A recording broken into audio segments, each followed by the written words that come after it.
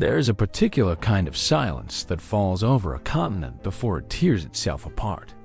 In the summer of 1914, that silence blanketed Europe, fragile, deceptive, charged with a tension that millions could feel but few could name.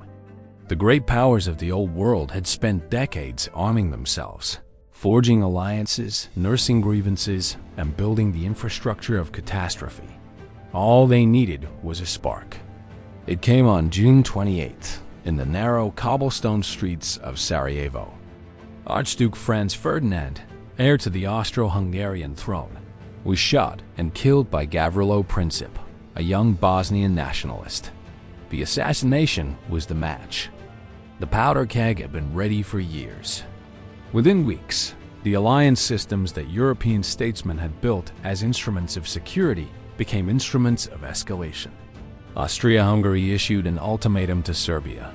Russia mobilized in Serbia's defense. Germany declared war on Russia.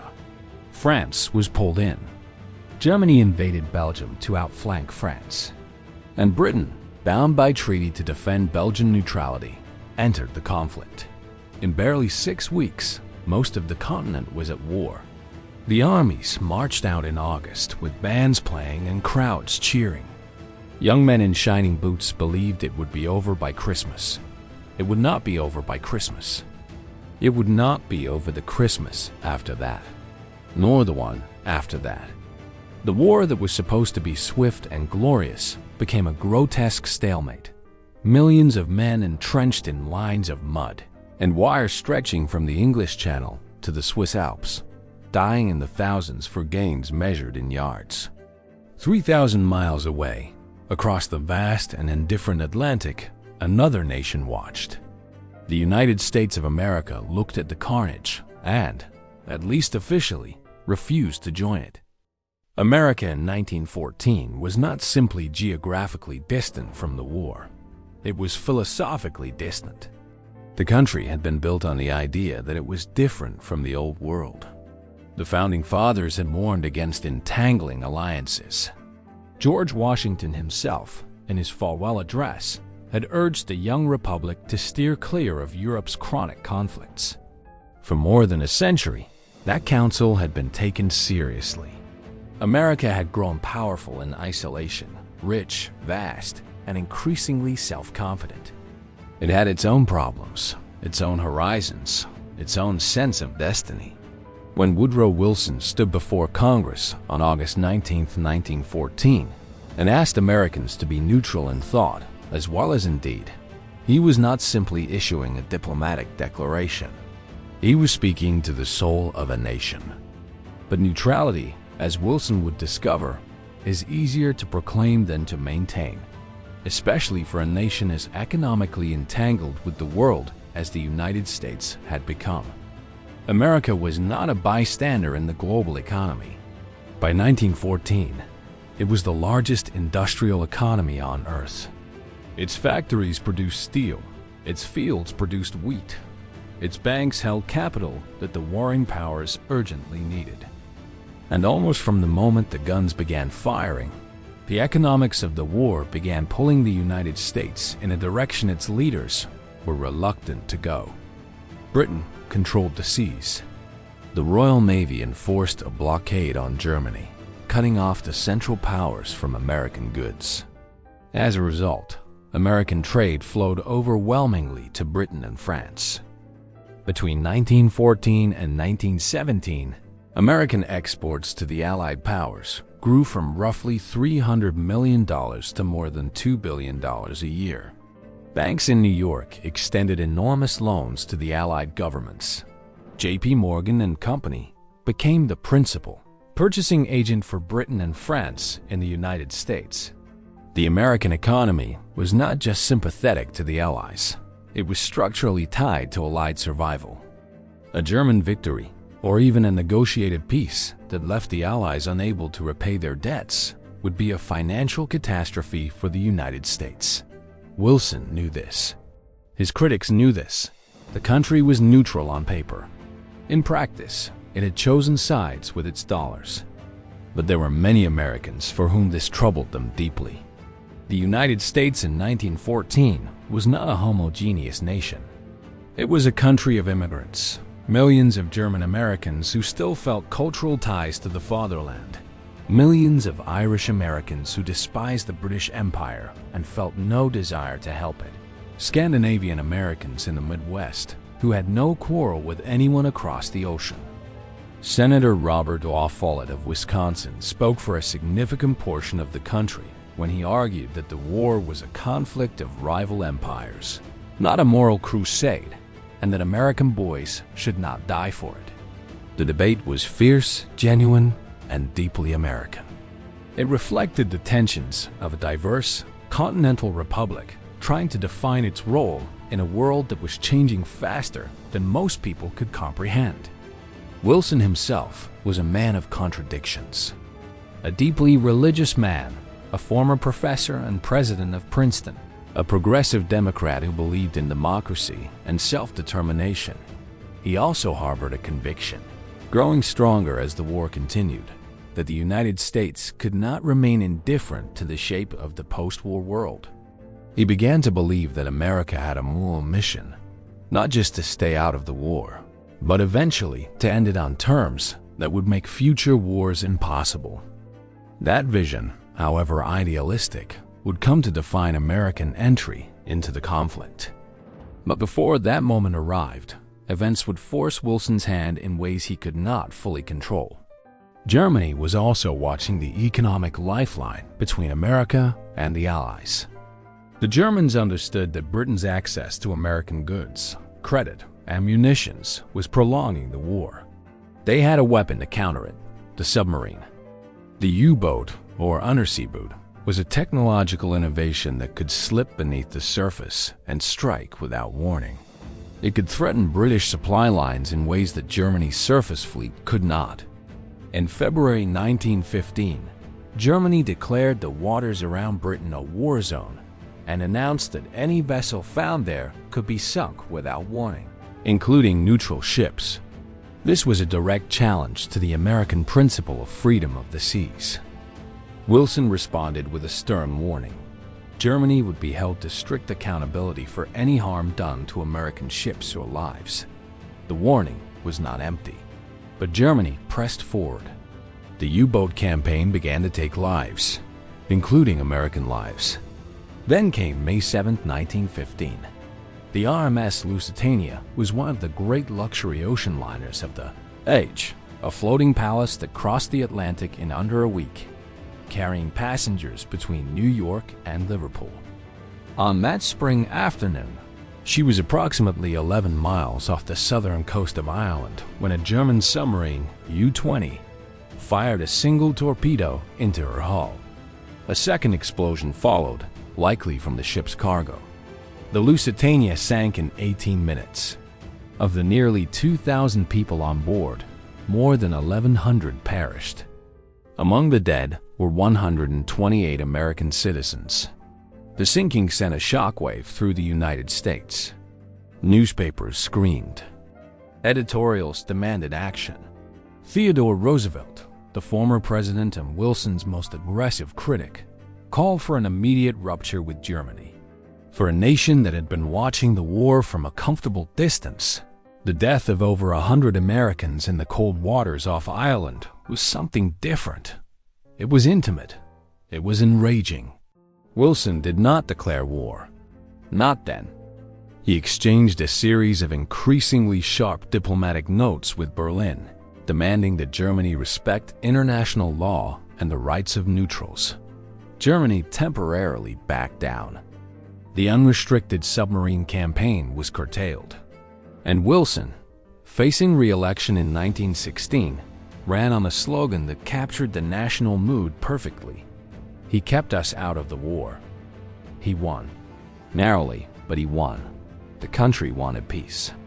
The country trusted Wilson to preserve it. But the pause was temporary. Germany was struggling. The British blockade was strangling the German economy. Food was scarce. The civilian population was suffering. German military commanders were becoming convinced that unrestricted submarine warfare, even at the risk of bringing America into the war, was the only way to defeat Britain before Germany collapsed from within. They calculated that they could cut Britain's supply lines and force a surrender before American troops could arrive in meaningful numbers to make a difference. They were wrong about that. Catastrophically wrong. But in January 1917, they made the gamble anyway. On January 31, 1917, Germany announced the resumption of unrestricted submarine warfare. Any ship in the waters around Britain, France, or Italy, neutral or belligerent, was subject to immediate attack without warning. It was a direct repudiation of the pledges Germany had made to Wilson. It was an act of provocation that could not be ignored. Wilson broke off diplomatic relations with Germany. But even then, he hesitated to ask for war. He hoped, perhaps against all reason, that Germany might yet pull back. He proposed the idea of arming American merchant ships to defend themselves. He waited. Then came the telegram. On January 16, 1917, before the announcement of unrestricted submarine warfare had even been made public, German Foreign Secretary Arthur Zimmermann had sent a secret coded cable to the German ambassador in Mexico. The message proposed a military alliance. If the United States entered the war against Germany, Mexico should declare war on the United States. In return, Germany would help Mexico recover the territories of Texas, New Mexico, and Arizona, lands lost in the Mexican-American War of 1846. British intelligence had intercepted and decoded the telegram. They handed it to the American government in late February. Wilson, stunned, authorized its release to the press. The reaction was explosive. For Americans in the South and West, the very regions named in the telegram, this was no longer an abstract European conflict. Germany was not just sinking ships in a distant ocean. Germany was actively conspiring to arm a neighboring country against the United States, to redraw the map of North America at American expense. In the weeks that followed, German submarines sank several American merchant ships. The telegrams of protest piled up. The public mood shifted. Even in the Midwest, the most isolationist region of the country, voices for peace began to fade. On April 2, 1917, Woodrow Wilson stood before a joint session of Congress. The room was packed. Outside, crowds gathered. The president looked pale but resolved. He spoke for approximately 30 minutes. His words were measured, somber, and historic. "It is a fearful thing," he said, "to lead this great peaceful people into war, into the most disastrous and dismal of all wars, civilization itself seeming to be in the balance." He laid out the case against Germany, the submarine warfare, the Zimmermann telegram, the flouting of international law. He invoked the principles of democracy and freedom of the seas. He made a distinction that would echo through the entire American experience of the war. The United States was not fighting the German people, only the German government and the autocratic regime that had brought the world to ruin. The world must be made safe for democracy, Wilson declared. Congress voted for war. The Senate, 82-6. The House, 373-50. On April 6, 1917, the United States of America formally entered the First World War. Now the nation had to fight it. And in the spring of 1917, the task ahead was staggering.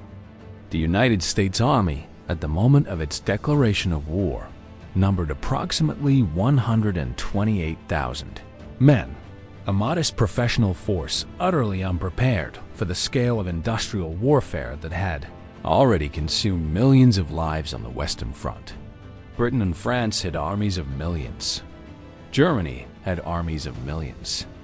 America had a small peacetime military and a country that had, for 3 years, been deeply ambivalent about the entire conflict. What followed was one of the most extraordinary feats of national mobilization in the history of modern warfare.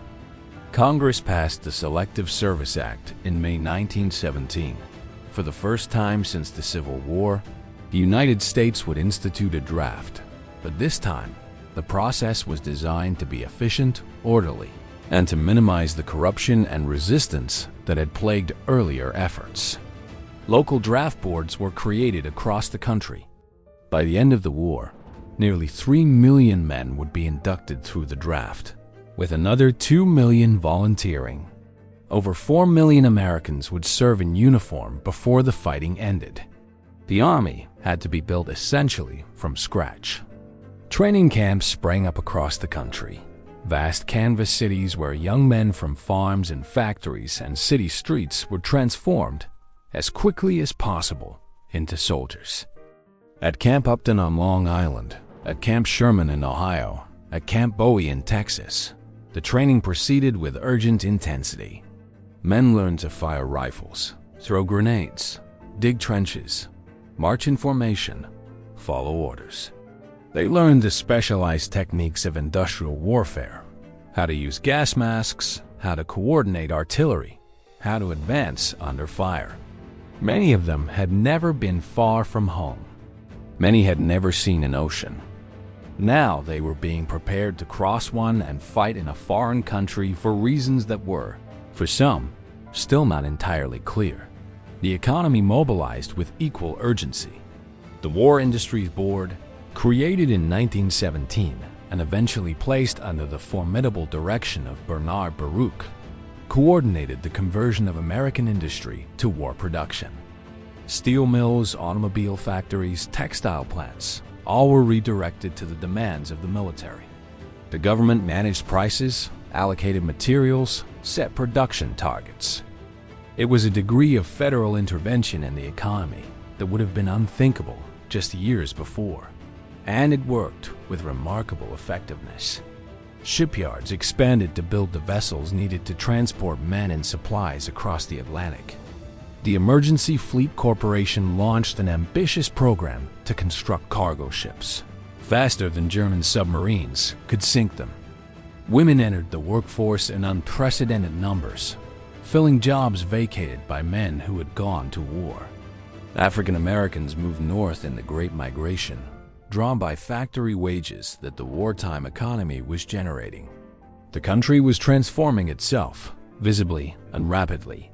There was also a darker side to this mobilization. The fever of patriotism produced intolerance. German Americans faced suspicion and harassment. Towns with German names changed them. Sauerkraut was renamed Liberty Cabbage. Schools stopped teaching German. The Committee on Public Information, led by journalist George Creel, launched a massive propaganda campaign to build enthusiasm for the war. But it also encouraged a conformist, sometimes ugly nationalism that targeted dissenters. Socialist activists and anti-war voices were prosecuted under the Espionage Act and the Sedition Act. Eugene Debs, one of the great labor leaders of the era, was sentenced to 10 years in prison for a speech opposing the war. The suppression of dissent was real, and it left scars. But the dominant story was the mobilization, its speed, its scale, its ultimate effectiveness. In France, the Allies were desperate. The year 1917 had been catastrophic for their side. A French offensive on the Chemin des Dames in April had failed disastrously, and the resulting disillusionment had produced widespread mutinies in the French army. Entire divisions refused to make further offensive attacks. The British had launched the Passchendaele offensive in Belgium in the summer and fall, an agonizing campaign through a landscape churned into mud by artillery and rain, gaining a few miles at a cost of hundreds of thousands of casualties. In October, the Italian army had been shattered at Caporetto. Most dramatically, Russia had collapsed entirely. The Bolshevik Revolution removed the largest Allied power from the war in the fall of 1917, freeing more than 1 million German soldiers for transfer to the Western Front.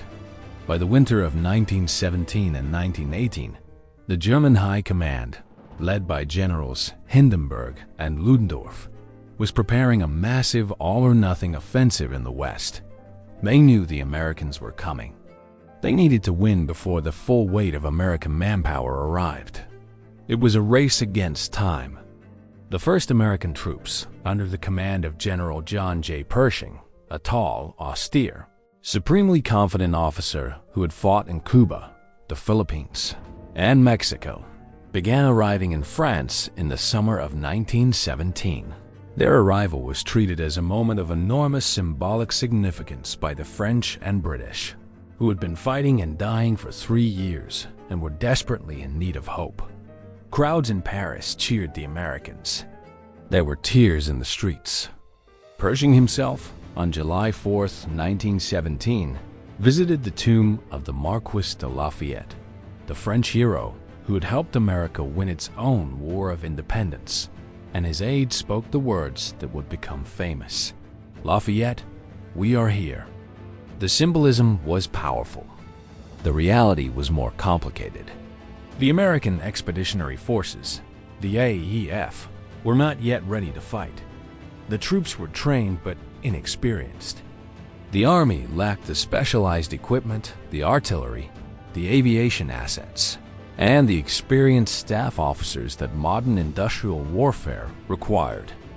Pershing was determined that American forces would not be broken up and fed piecemeal into French and British units as replacements, as his allies desperately wanted. He insisted on building an independent American army that would fight under its own flag and its own command. This created considerable friction with the Allied leadership, but Pershing held firm. Through the fall of 1917 and the winter of 1917-1918, American troops trained in France, learning the hard specifics of trench warfare, adapting to a landscape of shell craters and barbed wire and the ever-present threat of poison gas. They were green, but they were eager. They had not been exhausted by 3 years of slaughter. They had not seen what the veterans of both sides had seen: the friends destroyed, the ground soaked with blood, the meaningless repetition of advance and retreat. They still believed, with the freshness of inexperience, that it was possible to win. That freshness would matter enormously. The Great German Spring Offensive began on March 21, 1918. Known as Operation Michael, it was the most powerful military blow the Western Front had yet seen.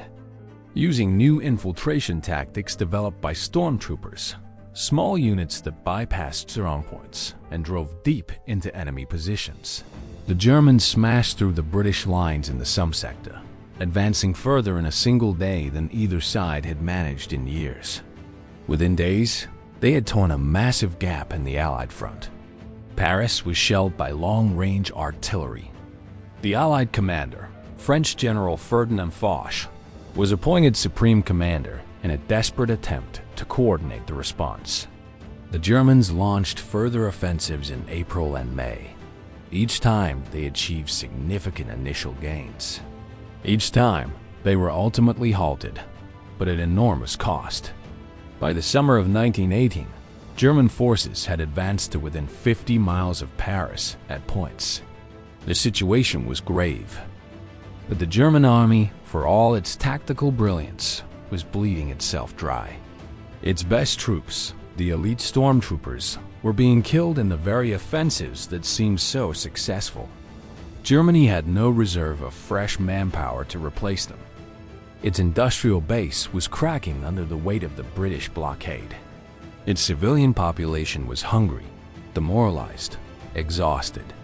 And now, in the summer of 1918, the Americans arrived.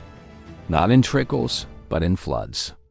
By the middle of 1918, more than 10,000 American soldiers were arriving in France every single day. By July, there were over 1 million American troops in France. By the end of the war, nearly 2 million would serve on the Western Front.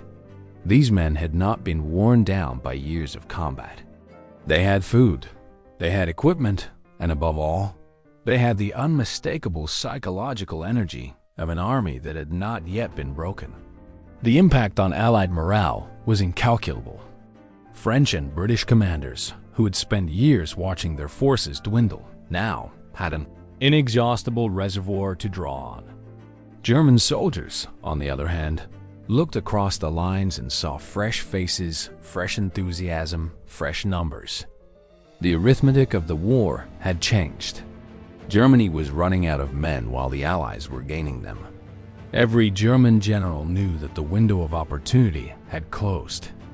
The Americans drew first blood at Cantigny, a small village in the Somme region, on May 28, 1918.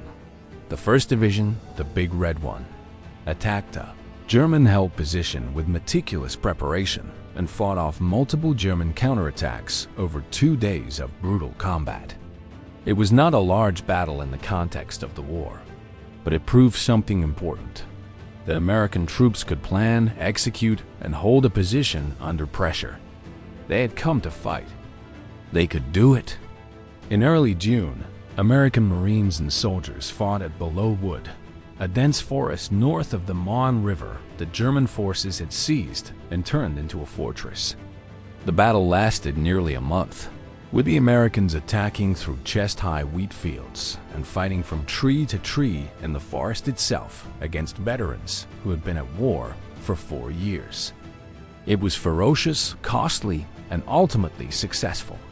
The Marines captured the wood. German intelligence reports, captured later, noted the tenacity of the American troops with something approaching alarm. One report described the Americans as vigorous, self-confident, and remarkable fighters. The Germans were right to be alarmed. But it was the summer and fall of 1918 that would seal their fate. On July 15th, Germany launched its last major offensive, an attempt to cross the Marne River and finally reach Paris. Allied forces, this time with significant American participation, halted the attack.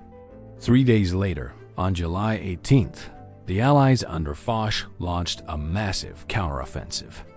American, French, and other Allied forces struck across a wide front. The Germans began to fall back. The initiative had shifted. It would not shift back. On August 8th, what German general Ludendorff would call the Black Day of the German Army, British and Dominion forces launched a devastating attack at Amiens, using tanks, aircraft, and coordinated artillery to break through German lines. The German forces, exhausted and demoralized, began surrendering in large numbers. The psychological collapse had begun. The Americans, meanwhile, had been given their own sector of the front, the area around Saint-Mihiel, a German-held salient that had persisted since 1914 as a symbol of French military failure. The reduction of the Saint-Mihiel salient was the first large-scale independent American operation of the war.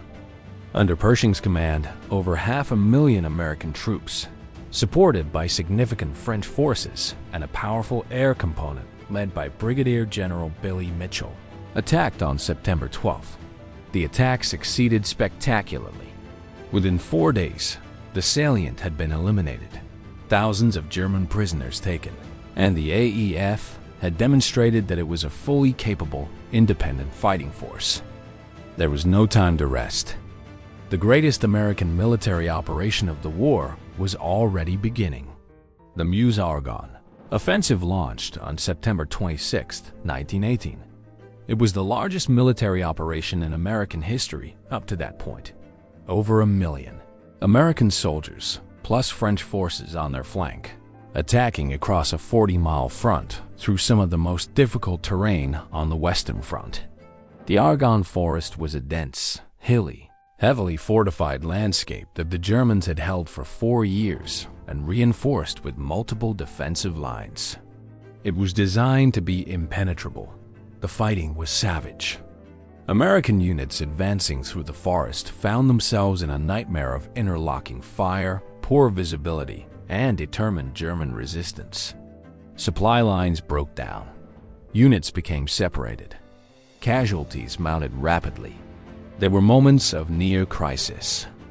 In one of the most celebrated episodes of the entire war, the 77th Division's Lost Battalion, a group of approximately 500 men from a range of units, mostly from New York, found itself cut off deep in the Argonne Forest, surrounded by German forces on all sides.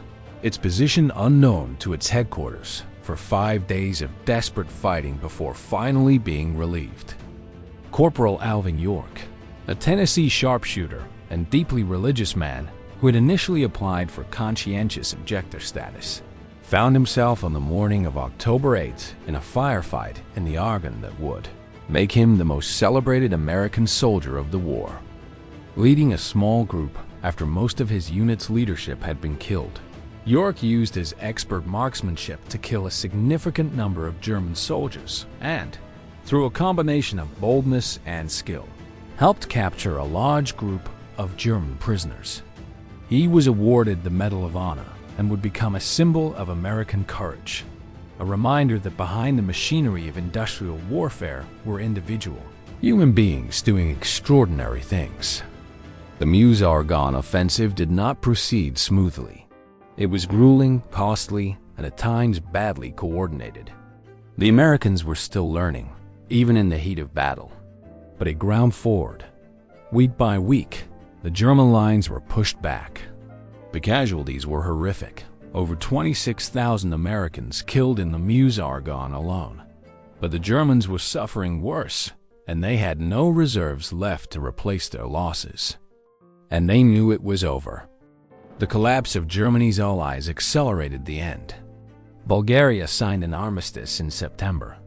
The Ottoman Empire followed in October. The Austro-Hungarian Empire began to disintegrate as its subject nationalities declared independence. Germany itself was cracking from within. Sailors mutinied at Kiel. Revolution spread through German cities. Kaiser Wilhelm II was forced to abdicate on November 9th. At 11 o'clock in the morning on November 11, 1918, the guns fell silent.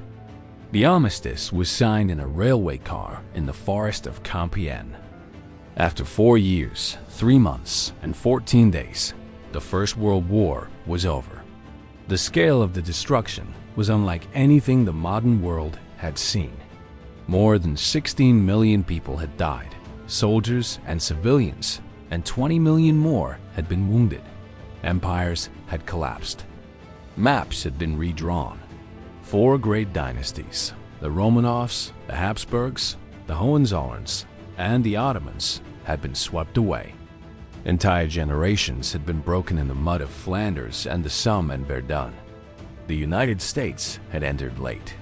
It had suffered far fewer casualties than the European powers, approximately 53,000 Americans killed in combat, with another 63,000 dying from disease, primarily the influenza pandemic that swept the world in 1918.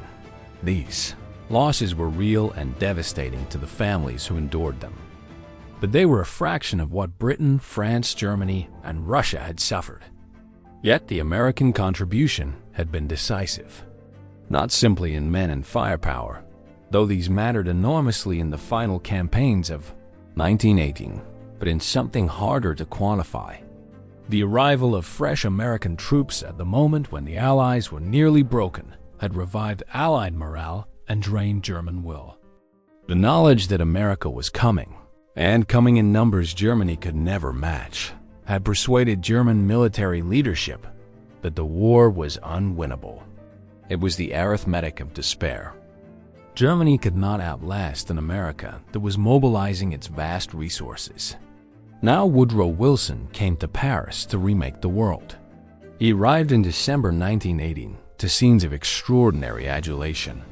In Paris, in London, and Rome, crowds cheered him as a liberator, a prophet, a savior. They called him the champion of humanity.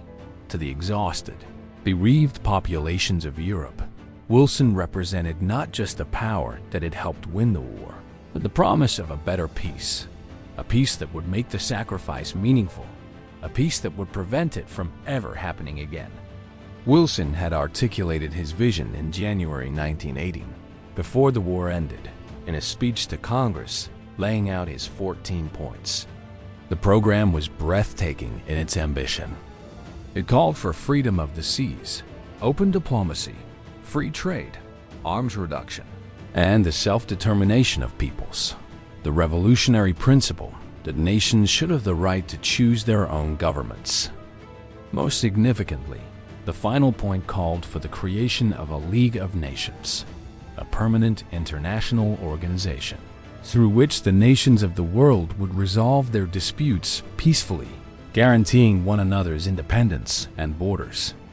It was the most ambitious vision for a new international order that any world leader had ever proposed. And for a few months in Paris, it seemed possible. The Paris Peace Conference opened in January 1919.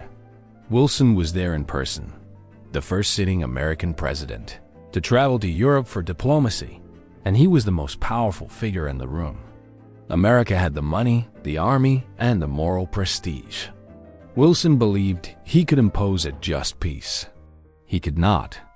The other Allied leaders, Georges Clemenceau of France, the David Lloyd George of Britain, Vittorio Orlando of Italy, had their own national interests, their own publics demanding vengeance and territorial gain.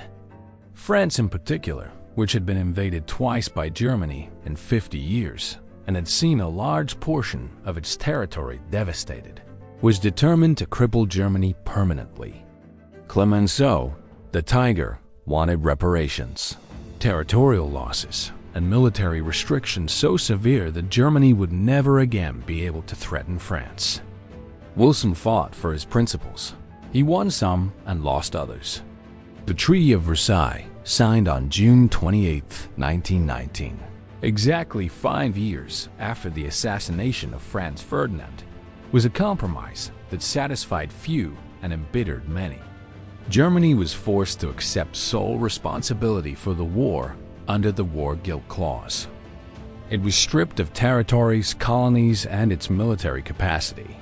It was required to pay massive reparations, a sum eventually set at 132 billion gold marks, a burden so enormous that it would take Germany literally a century to pay off.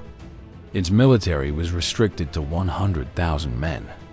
The German Republic that had replaced the Kaiser was handed a document that its people regarded as a humiliation, a betrayal, a diktat imposed by enemies who had never defeated Germany on its own soil.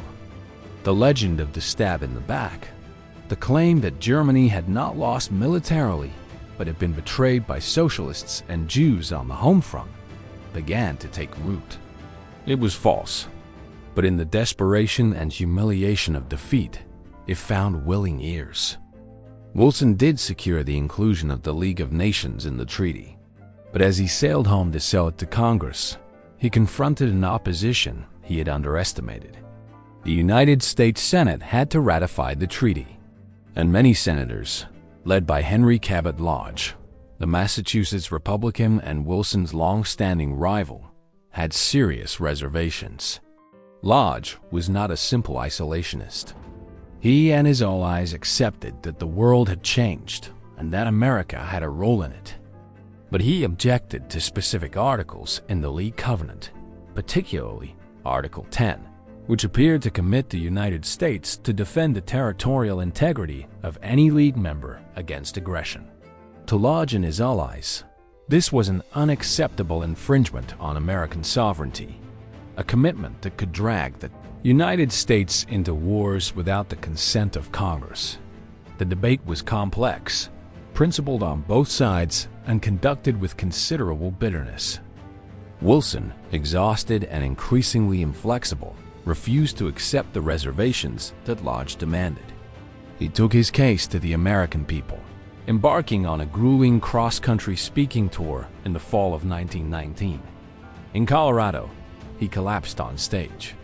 Days later, back in Washington, he suffered a massive stroke that left him partially paralyzed and mentally diminished for the remainder of his presidency. In November 1919, the Senate voted on the treaty. It failed to achieve the two-thirds majority required for ratification, and it failed twice, once with Lodge's reservations and once without them. The United States never ratified the Treaty of Versailles. It never joined the League of Nations. The irony was profound and painful. The organization Wilson had fought hardest for, the one that bore his fingerprints most clearly, functioned from the beginning without the power and credibility that American membership would have given it. The League existed, but it was fatally weakened. When crises came, the Japanese invasion of Manchuria in 1931, the Italian invasion of Ethiopia in 1935, the German remilitarization of the Rhineland in 1936, the League proved unable to respond. Without the United States, it lacked both the will and the means to enforce its decisions. Wilson died in 1924, a broken man. He had seen his greatest achievement rejected by his own country. Yet even as the United States retreated from the international stage politically, it continued to reshape it economically. The First World War had accelerated a transformation that had already been underway. Before 1914, the United States had been a debtor nation. It owed more to European creditors than they owed to it. By 1919, the situation was reversed. America had become the world's largest creditor nation. European governments owed American banks and the American government enormous sums. New York had replaced London as the world's financial center. The dollar was becoming the currency of international trade. American industry emerged from the war vastly stronger. The war had driven technological innovation, expanded productive capacity, and created new industrial sectors. American companies had learned to operate at continental scale, to manage complex supply chains, to coordinate with government. The 1920s would be, in many ways, the first decade of American economic dominance, the era of mass production, mass consumption, and the beginning of the American century. But the peace was uneasy. The social upheavals generated by the war, the great migration of African Americans, the expanded role of women in the workforce, the political radicalization of parts of the labor movement, the exposure of millions of young Americans to foreign cultures and ideas, all created tensions that the conservatism of the 1920s tried imperfectly to contain. The Red Scare of 1919 and 1920, fueled by the Bolshevik Revolution in Russia, produced a wave of political repression that targeted immigrants, radicals, and labor organizers. Racial violence surged. The Ku Klux Klan experienced a massive revival. The Prohibition Amendment, ratified in 1919, reflected the moral anxieties of a society that had been through a great upheaval and was searching for order. Abroad, the seeds of the next catastrophe were already germinating. In Germany, a young man named Adolf Hitler, who had served in the war as a corporal and been temporarily blinded by a British gas attack in 1918, was among the millions of veterans who refused to accept Germany's defeat as final. He and the movement he would build fed on the grievances that Versailles had created, the war guilt, the reparations, the territorial losses, the humiliation of a great nation forced to accept terms it regarded as unjust. He offered an explanation for Germany's suffering and a promise of revenge. In the economic devastation of the Great Depression, which struck Germany with particular ferocity, those promises found a mass audience. The League of Nations, the organization Wilson had built his post-war hopes around, watched Hitler's rise without being able to stop it. When Germany began to rearm, to remilitarize, to swallow neighboring states, the League was paralyzed. Its members either lacked the will or the capacity to resist. The United States, committed to neutrality by the Neutrality Acts of the 1930s, stayed on the sidelines. The road from the armistice of 1918 to the catastrophe of 1939 was not straight or inevitable. There were choices made and unmade along the way by many actors in many countries that shaped the outcome. But the failure to build a stable peace after 1918 and the American retreat from the international responsibilities that Wilson had sought to embrace were among the contributing factors to what followed. When Germany invaded Poland on September 1, 1939, and the world lurched once again into a global war, the lessons of 1917 and 1918 could be read in two very different ways. For the isolationists, the lesson was that intervention had led not to lasting peace, but to an even worse conflict, proof that America should stay out.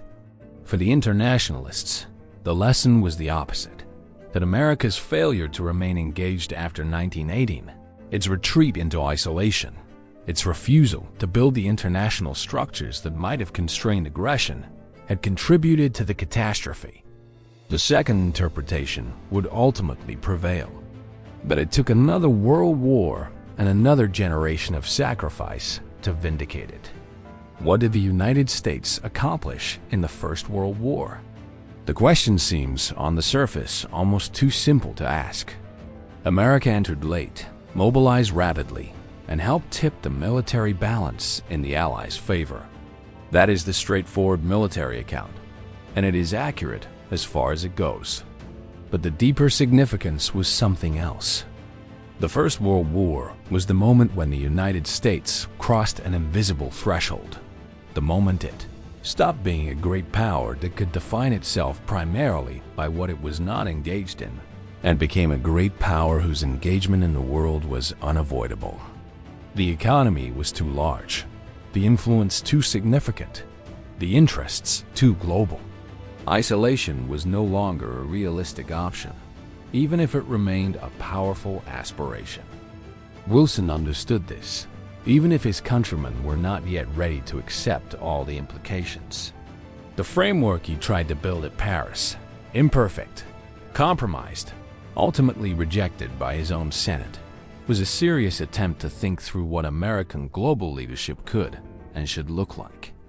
The League of Nations failed, but the idea behind it, that the great powers of the world needed institutions through which to manage their competition peacefully, did not die with it.